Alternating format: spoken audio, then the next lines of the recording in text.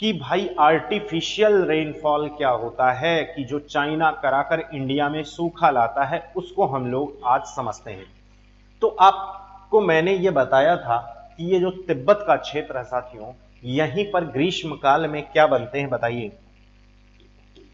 Low pressure zone, क्योंकि तिब्बत का साथियों वो पठार है। और यहां पर क्या बनते हैं? High pressure zone. क्या बनते हैं?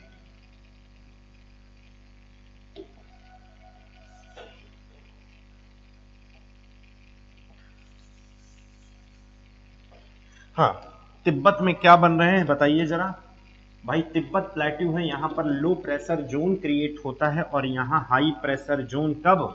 ग्रीष्म काल में। जब अभी हम शुरुआत में ये बताएं मानसून आता कैसे है उसके लिए।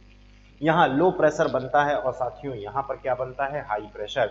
यहाँ से हवाएं तेजी से दौड़ती हैं, पूरे इंडिया को भिगाती हैं, पर्वत के माध्यम से पूरे इंडिया पर वर्षा होती है। यहाँ लो प्रेशर जोन होता है। सोचिए अगर इस लो प्रेशर जोन को कोई हाई प्रेशर जोन में बदल दे तो क्या होगा? क्या ये भारत में मानसून आ सकता है? फिर सोच के देखिए, अगर इस लो प्रेशर को कोई छेड़छाड़ करके हाई प्रेशर में कन्वर्ट कर दे तो क्या होगा? इसी को हम कहते हैं आर्टिफिशियल रेनफॉल थ्रू चाइना। यानी कि यहां पर चाइना के द्वारा भारी मात्रा में कृत्रिम वर्षा कराई जाती है। और जब कृत्रिम वर्षा हो जाएगी साथियों, तो यहां पर जो लो प्रेशर जोन बनता है वो बन नहीं पाएगा। और जब लो प्रेशर जोन नहीं बन पाएगा तो इस हाई प्रेशर से हवाओं को खींचेगा कौन? जब हवा को खींचेगा ही नहीं तो भारत में बेटा मानसून लेट हो जाएगा, या भारत में मानसून नहीं आएगा। और भारत में अगर मानसून नहीं आएगा तो पर्वतों से हवा ऊपर कैसे उठेगी? और जब पर्वतों से हवा ऊपर नहीं उठेगी साथियों, वर्षा नहीं होगी। खरीफ की फसल जिसमें पानी की अधिकांश मात्रा हमें चाहिए, पानी नहीं मिलेगा, भारत में सूखे का स्थिति आ जाएगी। यानी कि भारत को सूखे का सामना करना पड़ेगा। समझ रहे हैं कि नहीं? इसीलिए अभी हाल ही में न्यूज़पेपर में, मतलब गर्मियों के समय में, ये बहुत ज्यादा प्रचलित शब्द थे आर्टिफिशियल रेनफॉल। भाई चाइना ऐसा क्या कर रहा है आर्टिफिशियल रेनफॉल में जिससे भारत में सूखे की स्थिति का सामना हो रहा है?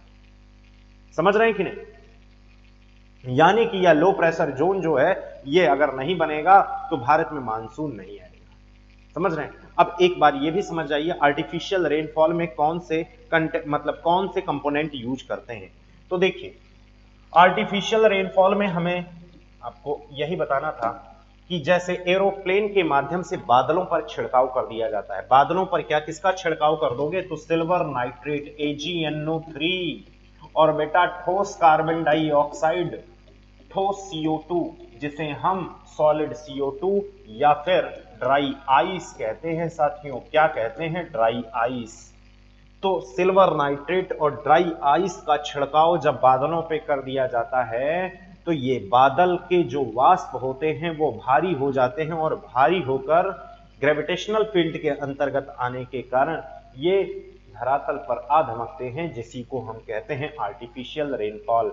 ये कंपोनेंट जरूर याद रखिएगा, सिल्वर नाइट्रेट, ठोस कार्बन डाइऑक्साइड। जरूरी नहीं है ये केवल एरोप्लेन के ही माध्यम से कराए जाएं। नीचे से अगर हम कुछ इसके लिए गन्स आती हैं, गन्स के द्वारा भी सिल्वर नाइट्रेट को ऊपर छोड़ा जाता है। वो बादल क्या होते हैं? कंडेंस और हो जाते हैं। सिल्वर नाइट्रेट और भी शुष्क है, यानी कि ठंडा भी है।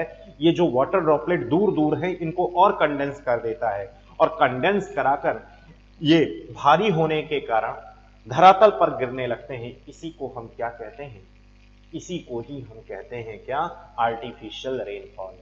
चाइना के द्वारा तिब्बत क्षेत्र में यह कराया जाता है, जिसके कारण लो प्रेशर का जोन सही से बन नहीं पाता, और लो प्रेशर का जोन जब सही से बन नहीं पाएगा तो वो आर्टिफिशियल जो मतलब एक प्रकार से जो हमारे यहाँ इंडियन मानसून आता है वो लेट हो जाएगा।